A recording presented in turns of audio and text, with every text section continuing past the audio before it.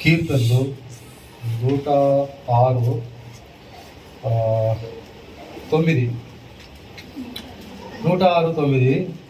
హోరేబులో వారు దూడను చేయించుకొని పోత పూసిన విగ్రహమునకు నమస్కారం చేసిరి. తమ మహిమాస్పదమును గడ్డి మేయు ఎద్దు రూపమునకు మార్చిరి.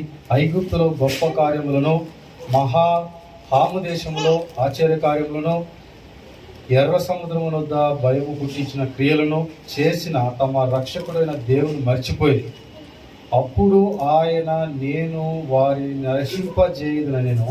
అయితే ఆయన వారిని నశింపజేయకున్నట్లు ఆయన కోపము చల్లార్చుటకై ఆయన ఏర్పరచుకున్న మోషే ఆయన సన్నిధిన నిలిచి అడ్డుపడెను. మనం ఆయన వీళ్ళు చేసింది పోత విగ్రహం చేసుకొని ఇశ్రాయేలీలో దేవునికి విరుద్ధమైన కార్యాలు చేసి ఆయన చేసిన అద్భుత కార్యాలన్నీ మర్చిపోయి ఎంత కష్టంలో ఉన్నప్పుడు అవన్నీ సరళం చేసి వాళ్ళని మంచి భోజనాలు పెట్టి అన్నీ చేసినప్పటికీ వారు దేవుడిని మర్చిపోయి ఏం చేసినారు పోత విగ్రహానికి పూజ చేసినారు. ఎద్దు రూపంలో ఉండేదానికి వాళ్ళ మహిమాస్పాదం ఏం చేసినారు, మహిమ గడ్డి ఎద్దుకి మార్చేసినారు. ఎంత బాధాకరమైన విషయం అంటే, ఎంత బాధ అయిందంటే, ఈ వాక్యం ఆల్రెడీ ఒకసారి చదువుకున్నాం, ఇది ఆల్రెడీ ఒకసారి మాట్లాడినాను. కానీ ఈ వాక్యంలో మళ్ళా మాట్లాడినప్పుడు నాకు ఒక మాట తెలిసింది. ఇంతగా నువ్వు దేవునికి విరుద్ధంగా జీవించి దేవునికి బాధ పెట్టే కార్యాలు చేసినప్పటికీ మోషే అడ్డుపడి ప్రార్థన చేసినాడు. ఆ మాట చదువుకున్నాము. నిర్గమకాండము 32:30. మరునాడు మోషే ప్రజలతో, మీరు గొప్ప పాపము చేసితిరి గనుక యెహోవా యొద్దకు కొండ ఎక్కి వెళ్ళెదను. ఒకవేళ మీ పాపమును ప్రాయశ్చిత్తము చేయగలనేమో అనెను. అప్పుడు మోషే యెహోవా యొద్దకు తిరిగి వెళ్ళి, అయ్యా, ఈ ప్రజలు గొప్ప పాపము చేసిరి. వారు బంగారు దేవతను తమ కొరకు చేసుకొనిరి. అయ్యో, నీవు వారి పాపమును ఒకవేళ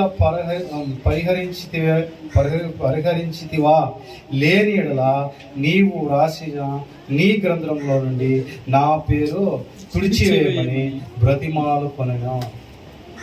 అంటే ఎట్లా చేసినట్టు చూడండి.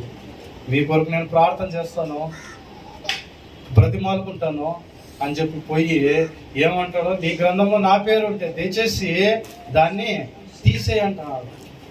అంతగా ప్రార్థన చేస్తాను.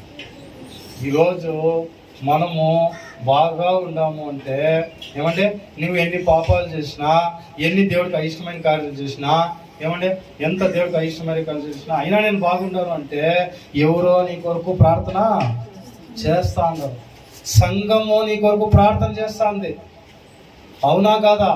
సంఘం నీ కొరకు ప్రార్థన చేస్తుంది. శనివారం ఉపవాస ప్రార్థన చేస్తారు, అందరి కొరకు ప్రార్థన చేస్తాడు. ఆ ప్రార్థనలు యాదో ఒకటి దేవుడి విని ఏం చేస్తాడో కొంచెము దొబ్బుతాడు. దాన్ని మీరే మనసుగా తీసుకొని ఏం చేస్తాడు, దేవుడు నేనున్న అంతో ఇంత భక్తితో దేవుడు నన్ను కాపాడుతానని అనుకుంటానేమో. ఎవరో ప్రార్థన ద్వారా నీ దగ్గర వేడుకుంటాను, వేరే వాళ్ళు వేడుకుంటాడు, నీ దగ్గర వచ్చి దేవుని దగ్గర వేడుకుంటాడు. ఏమని? నీ కొరకు ప్రార్థన చేసి వేడుకుంటాడు. సార్ క్షమించు తెలుసుకునేటట్లు చేశాము, వాళ్ళ పాపాలు తెలుసుకునేటట్లు చేశాము. సమయం ప్రార్థన చేస్తారు. కొంతమంది తెలుసుకునేటట్లు చేశాము అని ప్రార్థన చేస్తారు. దయచేసి శిక్ష ఎంత సమయాన్ని ప్రార్థన చేస్తారు. మీరు చేస్తారు కదా ప్రార్థనలు, అంటారు కదా, లేదా మనం అంటాం కదా ప్రార్థన చేసేటప్పుడు, స్వామి వాళ్ళు చేసిన పాపాలని బయలుపరచండి, తెలుసుకునేటట్లు చేయండి, దయచేసి శిక్ష చేయొద్దండి, నీ శిక్షకు పాత్రలు అవ్వాల్సి చెబుతాండి చేయొద్దండి, నీ శిక్షకు వాళ్ళు తట్టుకోలేరని కూడా ప్రార్థన చేస్తారు. చేస్తామా లేదా? మనం అట్లే ప్రార్థన చేస్తాం. ఆ ప్రార్థనలే మనల్ని వేరే వాళ్ళని కాపాడుతాం. దానికి ఏం చేస్తాము, మేము భక్తిగా ఉంటాము, లేదంటే మన ఏదో దేవుడు కాపాడుతున్నాడు.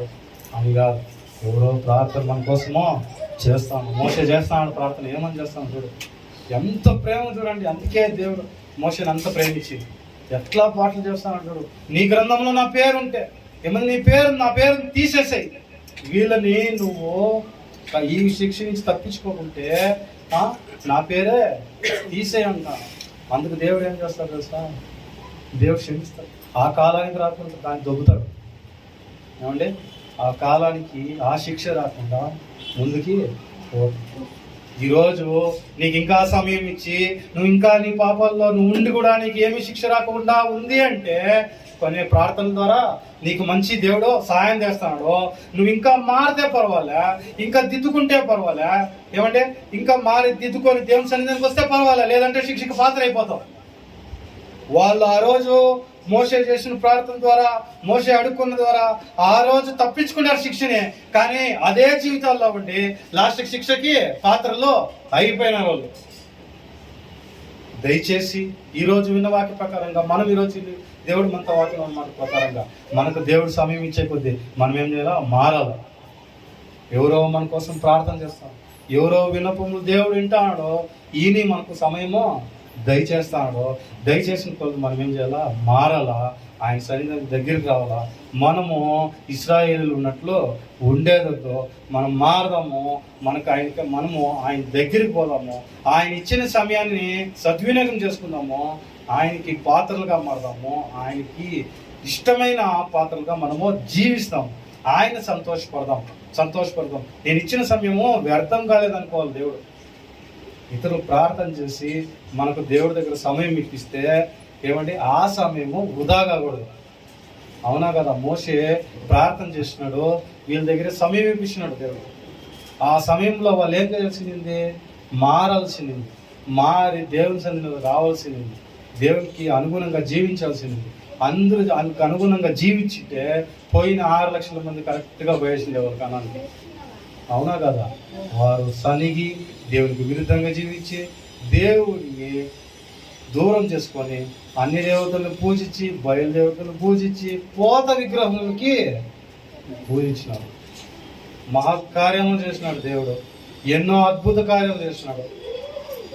అన్ని కార్యాలు చేస్తే బండను కొడితే ఏమంటే, మనం ఇప్పుడు ఒక బండను కొడతామో నీళ్ళు వస్తాయి. ఎంత ఆశ్చర్యమైన కార్యము అది, కళ్ళారా చూసినారు, ఆ నీళ్లు తాగినారు. మళ్ళా దేవుడు ఏడి అంటారు.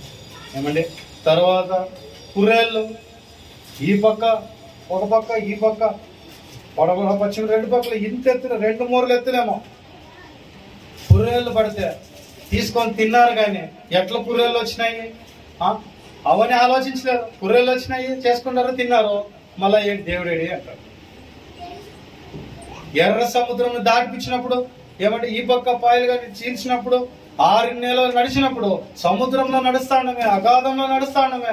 ఎట్లా ఇంత గొప్ప ఆశ్చర్యము మోసేనే చేసిండేది. అది నీళ్లను కొట్టినాడు, 2 పాయలుగా సీలింది, పోయినాడు. కానీ జనాలు మళ్ళా దేవుడు ఏరియా నడుస్తాడు.